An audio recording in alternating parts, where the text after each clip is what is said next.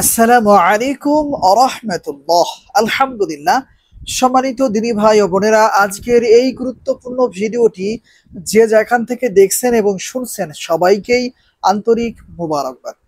আজ আমি আপনাদেরকে শিখাতে চাই সূরা ইয়াসিনের ৯ নাম্বার আয়াতে কারিমাটি পড়ে চিনিতে ফু দিলে কি হয়। আবারও বলছি, আজকের আলোচনার বিষয়বস্তু হচ্ছে সূরা ইয়াসিনের ৯ নাম্বার আয়াতে কারিমাটি পড়ে চিনিতে ফু দিলে কি হয়। বিস্তারিত জানার জন্য আর এই দামি আমলটা শিখে রাখার জন্য সম্পূর্ণ ভিডিওটি দেখার অনুরোধ থাকবে। আর প্রতিদিন ইসলামিক নতুন নতুন ভিডিও সবার আগে দেখতে আপনার পর্যন্ত পৌঁছাতে আমাদের এই ছোট্ট চ্যানেলটি সাবস্ক্রাইব করার অনুরোধ থাকবে।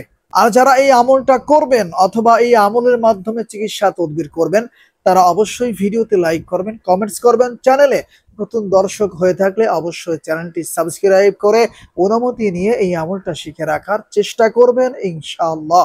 সম্মানিত দিনী ভাই ও বোনেরা, এই আমলটা কখন কিভাবে করবেন আর আমলটা করার জন্য কি কি জিনিসের প্রয়োজন হতে পারে।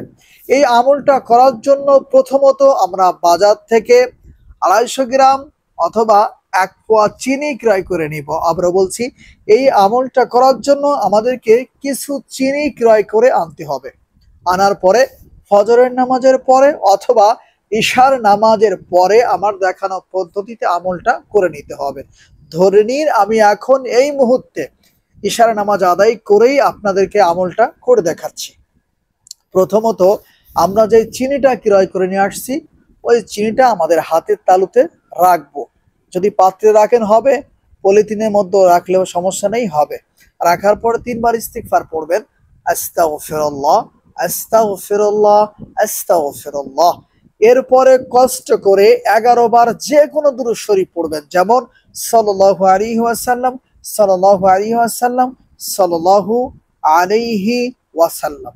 এরপরে আমাদেরকে সূরা ইয়াসিনের ৯ নাম্বার আয়াতে কারিমাটি পড়তে হবে, যেমন বিসমিল্লাহির রহমানির রহিম ওয়াজআলনা মিন বাইনি আইদিহিম সাদ্দা ওয়া মিন খালফিহিম সাদ্দা ومن خلفهم سدا فأغشيناهم فهم لا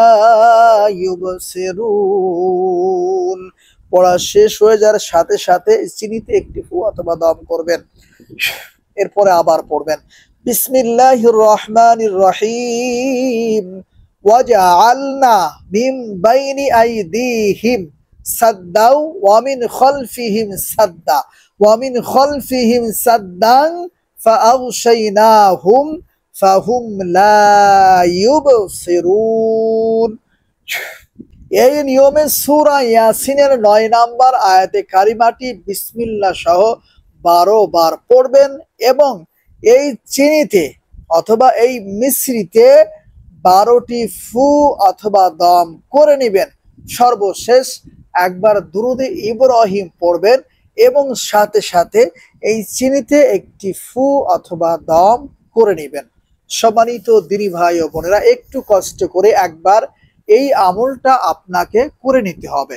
এখন আপনাদেরকে বলে দিব সূরা ইয়াসিনের ৯ নাম্বার আয়াতে কারিমাটি পড়ে চিনিতে ফু দিলে কি হয়, অথবা এই আমলের মাধ্যমে আমরা কি কি উপকৃত হতে পারি।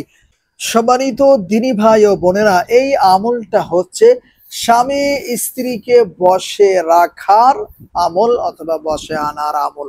কোনো স্ত্রী যদি তার স্বামীকে বশে রাখতে চায়, নিজের আয়ত্তে রাখতে চায়, যে আমি যা বলবো আমার স্বামী তাই শুনবে, তাহলে ওই স্ত্রীর কাজ হচ্ছে সূরাতুল ইয়াসিনের এই আমলটার মাধ্যমে চিনি পড়ে নিতে হবে। এরপরে ওই পড়া চিনিটুকু তার স্বামীকে খাইতে হবে। আর যদি কোনো স্বামী চায় যে তার স্ত্রী তার বশে থাকুক, স্ত্রীকে যা বলবে স্ত্রী তাই শুনুক, এক কথায় স্বামীর মন মতো স্ত্রী হোক, যদি এমনটা কোনো স্বামী চায়, তাহলে ওই স্বামীর কাম হচ্ছে সূরাতুল ইয়াসিনের এই আমলটা করবে এবং ওই পড়া চিনিটুকু যে কোনো মাধ্যমে তার স্ত্রীকে খাওয়ানোর চেষ্টা করতে হবে।